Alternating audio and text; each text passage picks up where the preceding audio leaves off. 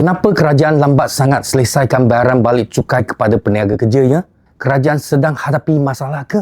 Bagaimana peniaga kecil nak teruskan operasi perniagaan mereka kalau mereka tak cukup modal pusingan atau working capital? Adakah kerajaan lupa bahawa PKS dan perniagaan yang dijalankan ini menggerakkan ekonomi negara serta membawa limpahan manfaat kepada rakyat? Jika perniagaan dan ekonomi terjejas, maka akibatnya perlu ditanggung oleh rakyat sendiri. Pada tahun 2023, Kerajaan Persekutuan mencatatkan komitmen bayaran balik cukai berjumlah lebih kurang 25.51 bilion untuk tahun kewangan 2023 dalam Penyata Kewangan Kerajaan Persekutuan. Laporan terbaru menyatakan LHDN telah menyelesaikan bayaran balik lebihan cukai 14.55 bilion sehingga 30 hari bulan November 2025 berbanding tahun sebelumnya. Media turut melaporkan kutipan cukai langsung yang dilaksanakan LHDN bagi tempoh 2024 merekodkan nilai tertinggi iaitu sebanyak